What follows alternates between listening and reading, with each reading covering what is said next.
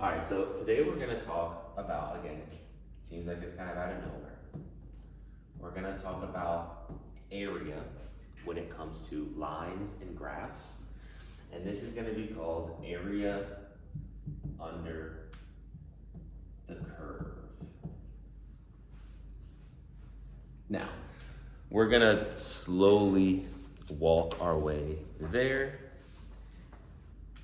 And to start, I'm gonna ask you a question that shouldn't cause you much stress. One of these questions that I could ask you, lock the door, trap you in here, and you guys would be able to figure it out pretty quick, okay? Here's the question. Find the area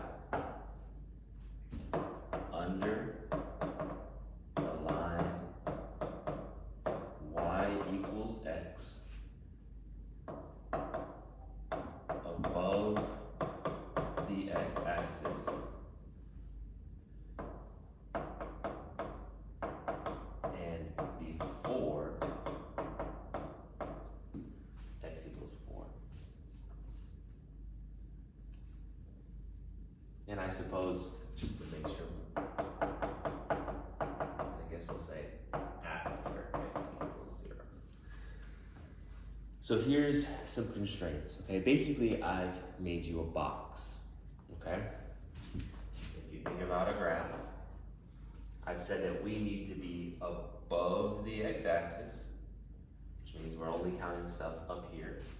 I've said we need to be before x equals 4, which I'll just make a line right there. I've said we need to be after x equals 0, which we'll say is right there. And then we need to be under the line y equals x. And y equals x is a straight line. It is a diagonal line. It has a slope of 1 or gradient if you're in IB world. It has a y-intercept of 0. And so it looks something like this. So what we're trying to find is the area under this curve, above the x-axis, after 0, before 4. And that would be this section.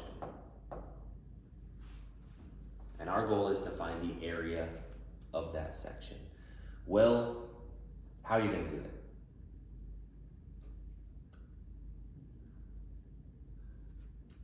Do you know any complicated formulas or strategies to do this? No. So can we just keep it super simple, super basic, you know, without doing anything crazy? Find the area. We've done area before in middle school, geometry, trig. What type of shape is this? Triangle. Do you know the formula for area of a triangle? 1/2 base times height. Could you figure that out for this triangle? Sure. So what is the base? 4. What is the height? Now for this height, it might not be super obvious, but you want to use the formula, right? Because we're checking right here, which is the formula at the x value 4. And so what is the height for this? 4. It's also 4.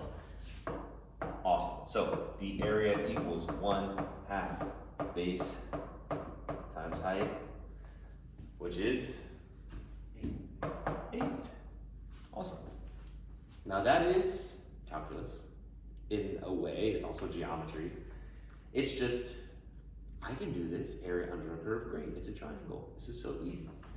Okay, we're gonna do a very similar question. Find area under y equals x plus 2. And the rest of this is gonna be the same. Above the x-axis, after x equals 0, before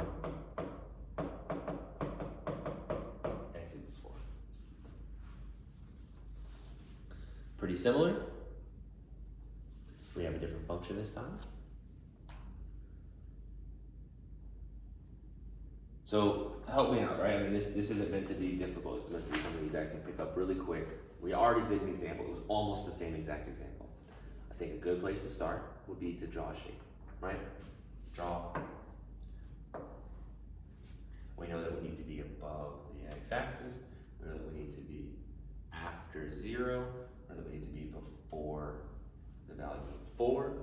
We need to graph our line. What is different about this line? Right, the y-intercept is 2. Other than that, it looks exactly the same.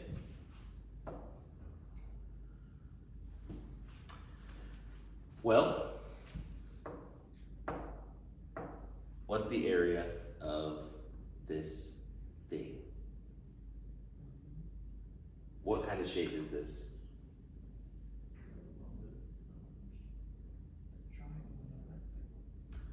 It's a trapezoid or it's a triangle and rectangle. Awesome. Which one is easier? Do you know the formula for the area of a trapezoid or trapezium, which is another thing that they call trapezoids? Or do you know the formula for rectangles and triangles? Okay, if we want to do rectangles and triangles, how are we going to cut this up into rectangles and triangles?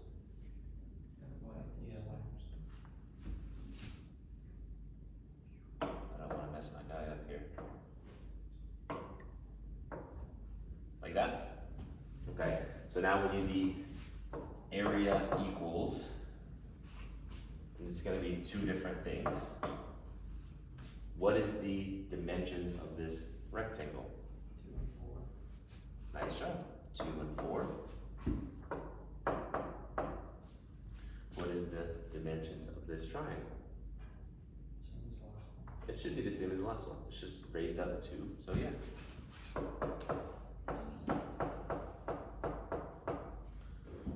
All right. And 2 times 4 is 8. We already did 1/2 4 times 4, which is 8. And so the area of this shape is equal to 16. So this is area under a curve, and this is pretend calculus, because area under a curve is a calculus topic, but we're not doing any calculus. We're just being a little bit clever. We're just thinking about shapes. We're just taking our time drawing. Okay, this isn't too bad. All right, so what if they refuse to let you do that, right? They give you a more complicated shape, okay?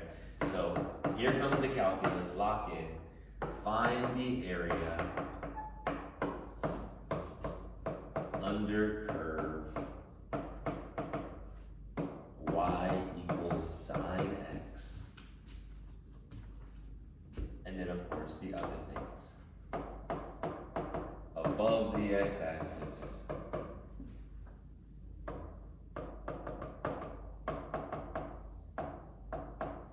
And between 0 and pi.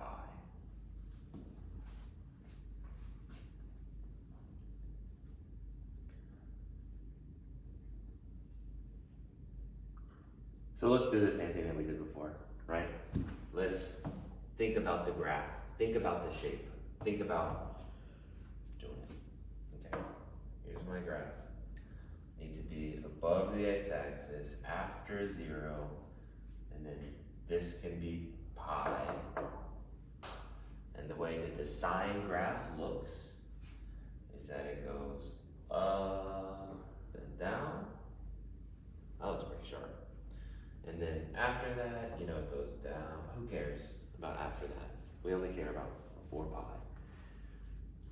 The highest that it ever gets is 1.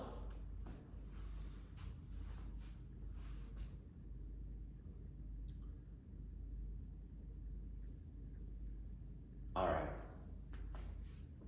What are we going to do about this thing, right? How do we feel about triangles? I don't know about triangles, right? If we try to make a triangle, something like this, and maybe we do 2 of them, would that be an overestimation or an underestimation? It would clearly be an underestimation, right? Okay, if we tried to do rectangles, let's say we just did a rectangle like that, that's not very good. We're gonna need something more complicated than just doing big shapes, okay? What about circles, right? We kind of talked about circles before. This isn't really a circle shape. A circle would definitely be better than a triangle, but it's not really a circle shape. You know, first of all, the radius would be 1/2 pi. in this direction, but it would be 1 in that direction, which means it's not a circle. An ellipse would be better.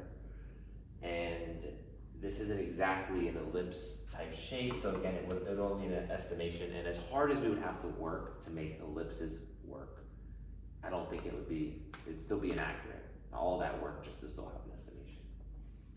Well, what they kind of discovered and to start creating calculus, they were trying to figure out the area under the curve. And here's what they decided. Instead of doing one big rectangle, what if we did a bunch of rectangles? Okay, so what if we did 4 rectangles for this shape? Okay, and the way that we'll decide that is we'll chop this into 4 sections, and then we'll just make 4 rectangles, and we'll see how that goes. So they chop this into 4 sections. This would be it pi halves. This would be it 3 pi quarters. This would be a 1 pi quarter. And then they would make some rectangles. Now they wanted to be systematic about how they made these rectangles. And so what they would do is they would make the left be the top of the triangle. Here's what I mean by that. Obviously here there's a triangle, there's a rectangle. And the question is, how tall do you make the triangle? And so they just choose the left side and then they go straight across. So they make a triangle that looks, or I keep saying triangle, they make a rectangle that looks like that. They choose the left side and they go across. They choose the left side and they go across. What would happen for this first section here that I kind of skipped? Well, they would choose the left side, and they would go across, and the problem is that the left side starts at 0, and so there's basically no rectangle for this portion. Looking at this, does this look like an overestimation or an underestimation? It's a little bit tough to decide at first, because we have some areas here of underestimation, counteracted maybe by some areas there of overestimation. We have a big area of underestimation, a big area of overestimation. So honestly, it is pretty tough to decide whether this is an over or an under. Now, I can tell you now, it is not an exact representation. It is, I'm not sure if this one is over or under. It depends on, it would change for every different curve, every different shape. Now, this strategy would be pretty easy to do, okay? In order to do this, we would say that the area equals, and since it's all rectangles, we love rectangles, okay? Rectangles are length times width. And if all of these are gonna be length times width, or maybe I should say height, to make it a little bit more, height times width plus height times width plus height times width plus height times width. Are all of these heights the same? No, they're different. So maybe I need to put like height 1, height 2, height 3, height 4. Are all of these widths the same? Yes, they are. That we decided that they would all be the same. And so instead of writing it like this, since those are all the exact same number, we could GCF this formula and take out all of those widths because they're all the same. So we could say that the area was width times height 1 plus height 2 plus height 3 plus height 4. Now, this is a topic in calculus. When you do integration, you spend a day doing these problems. But we don't really have to do it in IB. It's just not their thing, okay? Now, there are other ways to do this. What we decided is that we're gonna choose all of the left sides of the rectangles. Well, that was kind of random. What would be different if we picked the right side? Chop it up. Right side, right side, right side, right side. Here's all of our rectangles. We add them up. Sine is symmetrical. over this range. So this would end up being the same thing, kind of flip-flopped, but sure. And even in calculus, you learn how could you make this a little bit more accurate? One of the ways that you talk about is you make all of these widths the same, but then you choose the midpoint of each of these sections. And hopefully by choosing the midpoint, you get a little over and a little under, or I did the backwards, a little over and a little under, locally, and that way, maybe in the long run, it becomes more accurate. Now there's a much easier way to make this a more accurate representation. Maybe not easier, but a much more obvious way, okay? We decided that if we did one big rectangle, it would be a terrible try. And so we made up this whole thing for using 4 rectangles. More rectangles, more accurate. So what if we just did more rectangles? What if instead of 4 rectangles, what if we did 8 rectangles or 16 rectangles? Here's our sine curve. We cut that in half, that's 2, 4, 8, 16. And if I just draw these rectangles, and I'll just do my lefts, and this is a crappy little drawing, but you can already see that it's a much better representation of what it is. It's definitely getting closer. It wouldn't be a nightmare to do that because, again, the widths would all be the same. We would just have to calculate 16 different heights. And of course, what if we did 100 rectangles, right? It's always getting better. So here's where we're going. This is called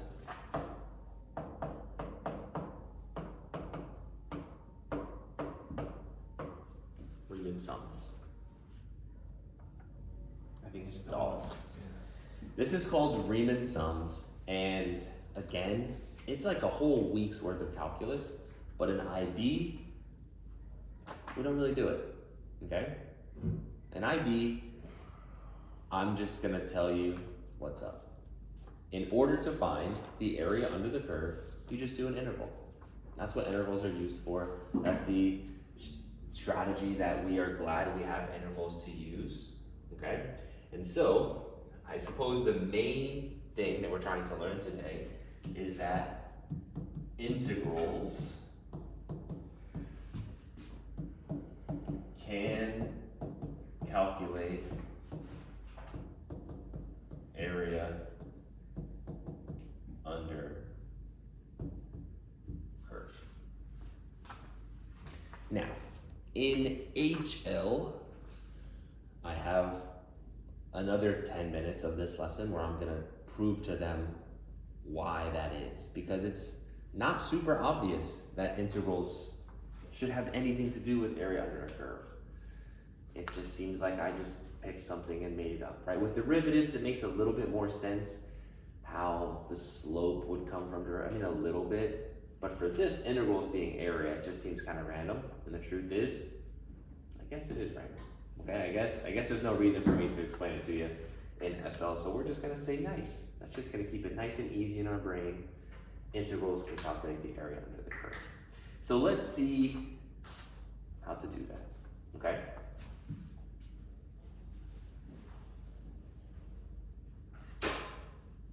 Let's go back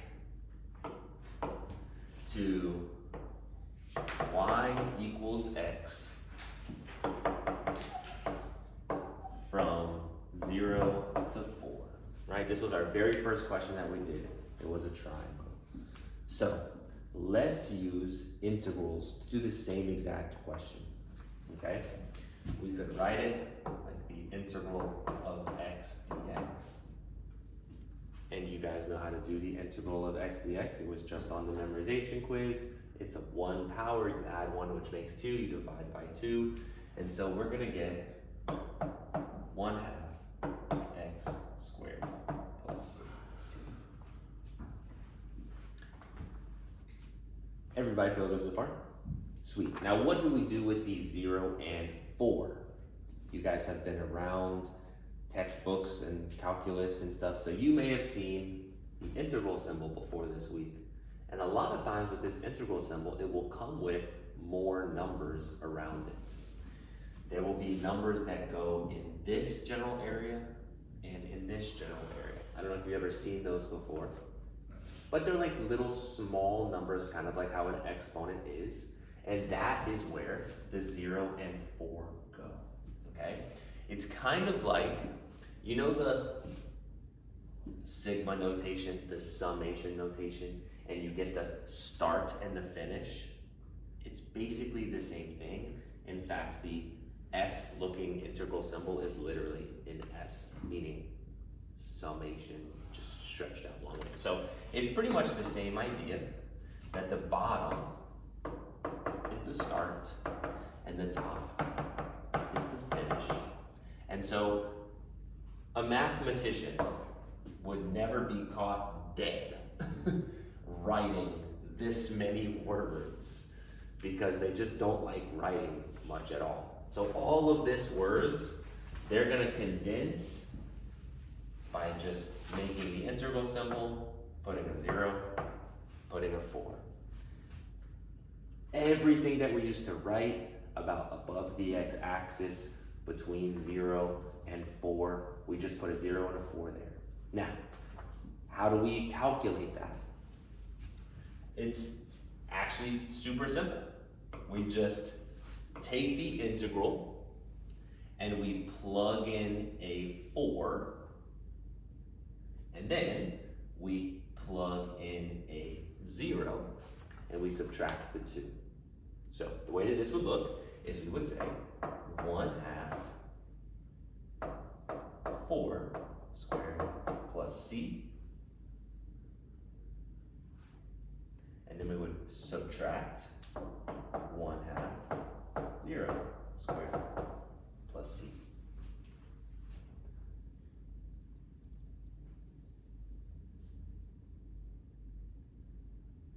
If you want to make some notes here to make sure you get this, it's basically plug in top minus plug in bottom.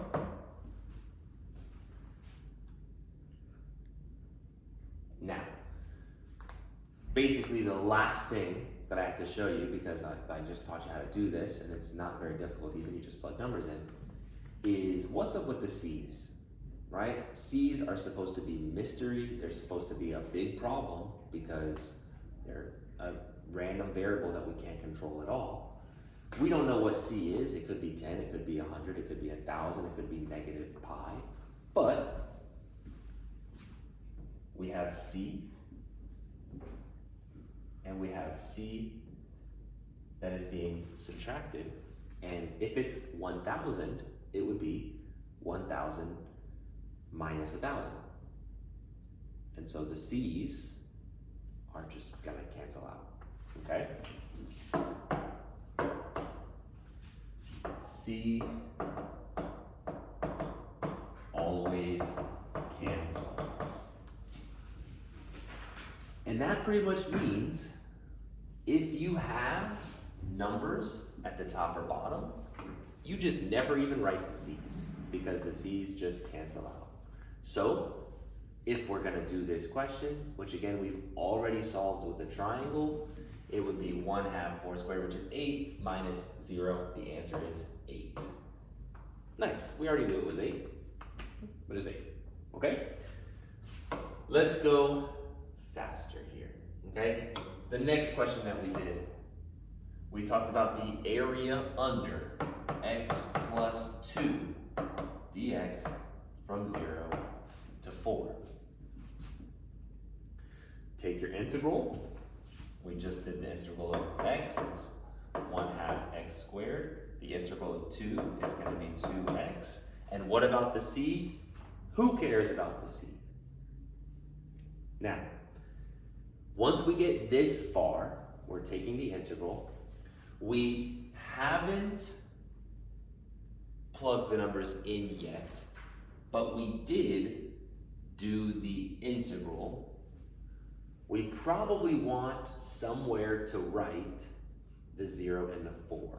And we don't really have a place to write the 0 and the 4 because we don't want to write another integral symbol because that makes it look like we have to do the integral again. So sometimes we do just one bracket on the end where we put 0 and 4, okay? All that is just a place for us to remember that we're going from 0 to 4. It means nothing else. And so now we're gonna plug in the 4, subtract, when we plug in the 0, plugging in the 4 would be 1/2 4 squared plus 2 times 4, and we're gonna subtract 1/2 0 squared plus 2 times 0. We talked about this when we did derivatives. Please be careful because we have this negative sign. It needs to distribute to both of these. Although for this question, it's 0 and 0, so who really cares? We get 1/2 of 16, which is 8 plus 8, we get 16. Again, the same exact number that we got when we did it using shapes. So, again, we've already done that question. Maybe I'm moving too fast, but I don't think I am. I think we're doing okay. Let's now calculate the integral of sine of x from 0 to pi. Don't forget my dx. This is what we wanted because all that rectangle nonsense, Riemann sums, who cares? I just want to know the area under sine from 0 to pi.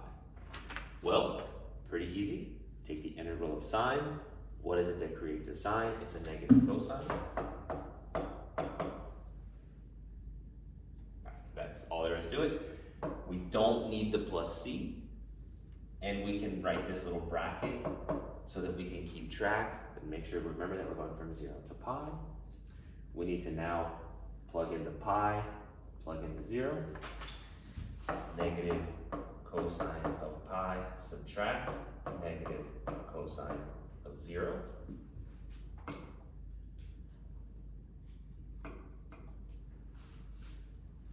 This is going to require us to know a little bit about trig in order to figure this out. We know that cosine looks like this.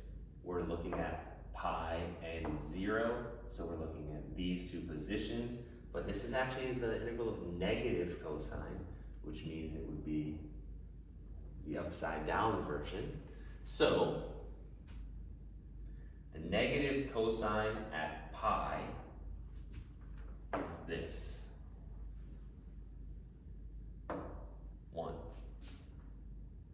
And we then want to subtract the negative cosine of 0, which is this part, which is negative 1. And so, what is the area under the curve of sine?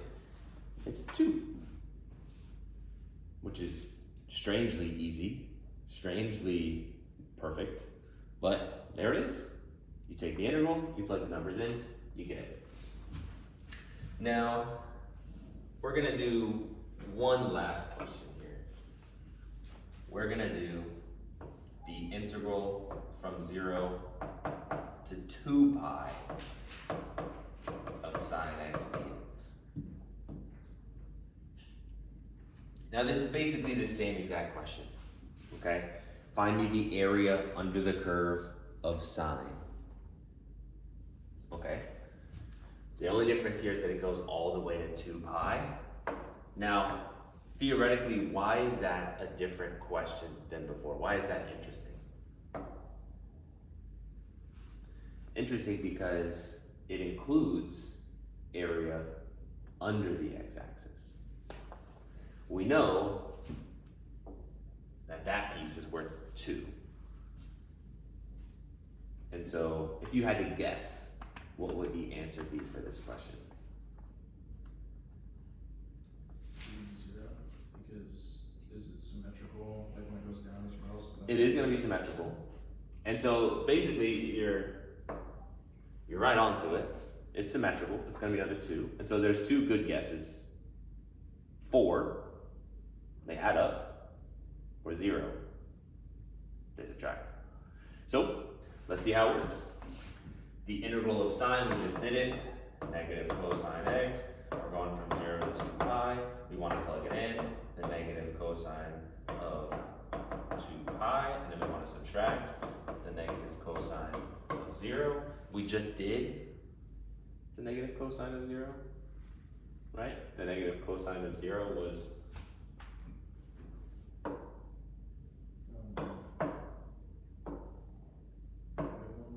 -1. And the negative cosine of 2 pi is also -1.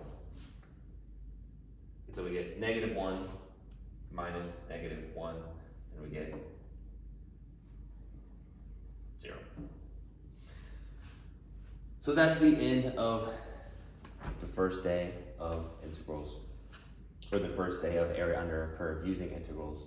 And what we learned there is that any area under the x-axis is going to count as negative area, okay? So, the questions that we've been choosing have all been pretty nice. Let's say that there was a question,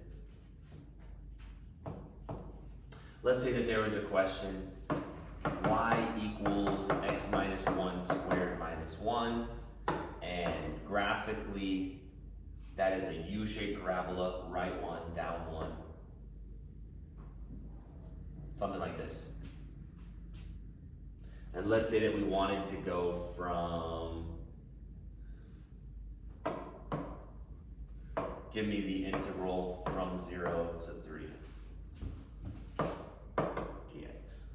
Okay? What we're gonna have is we're gonna have this area and this area. And those two areas are not gonna be, or they are gonna add up, but the above the x-axis is gonna count, it's impossible to see, the above the x-axis is gonna count as positive area, and this below the x-axis is gonna count as negative area. And so when we get an answer, it's gonna be the area difference between the above and the below. Okay, to finish up our notes, this is called definite integrals. And the reason that we like that name, definite integrals, sometimes we like math names, sometimes we don't. We like definite integrals because it is definite, meaning definitely one thing, meaning no C, right? Definite integrals, no C. Anything that has bounds like this is a definite integral because it has no C, because the C's are going to end up canceling out. And anything that has a definite integral should have an area answer, meaning the answer should just be a number, right? When you do indefinite integrals, you're finding functions and your answer is blah, blah, blah, x minus blah, blah, blah, x plus c. But for definite integrals, your answer is going to be 6. And most likely decimals, 4.32 or something like that. Those will come up pretty quick. The ones that we're going to do on the quiz and the start of definite integrals here are going to be by hand. You'll need to do the integral. You'll need to plug these in and subtract them. But of course, anytime that you get a number answer, that means a calculator could do this. So there are ways to have a calculator to do this. If you get stuck on any of these homework questions, because it's homework, go ahead, you can Google them, you can see if you're right. Maybe I'll see if you can figure out a way to Google them, but You can just probably Google indefinite integral calculator, whatever. And then when I see you guys next, we'll talk about how to actually just use your TI-84 whatever to just calculate the definite integrals, and it's pretty easy.